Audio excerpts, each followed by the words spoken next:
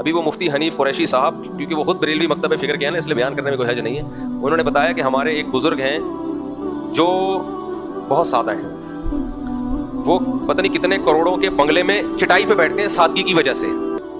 سمجھ میں آ رہی ہے بات؟ وہ بیٹھتے چٹائی پر ہیں کیونکہ مزاج میں کیا ہے؟ سادگی.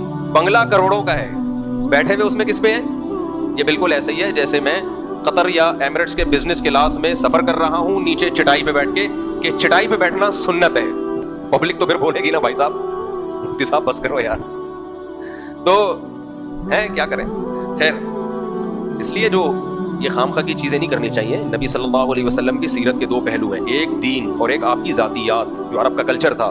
تو ہمیں آپ کو فالو کرنے کا حکم ایز اے پیغمبر ہے صلی اللہ علیہ وسلم. جن پیغامات میں آپ میسنجر آف گاڈ کی حیثیت رکھتے ہیں صلی اللہ علیہ وسلم، وہ حیثیت جو آپ کی محمد ابن عبداللہ ہے، عربی ہیں، وہ تو ایک کلچر ہے، ہر قوم کا اپنا کلچر ہوتا ہے.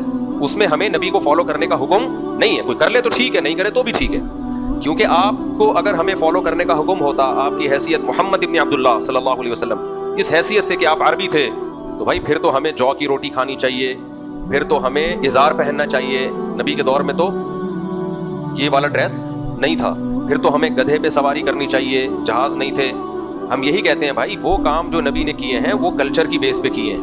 عربوں کا کلچر تھا، ہاں جو کلچر شریعت کے خلاف تھا نبی نے وہ چینج کر دیا، جو غیر شرعی تھا وہ چینج کر دیا. عرب عورتوں کا کلچر تھا سینے پہ دوپٹے نہیں ہوتے تھے، ایسے سینے کھلے ہوتے تھے، بازاروں میں پھر رہی ہوتی تھی.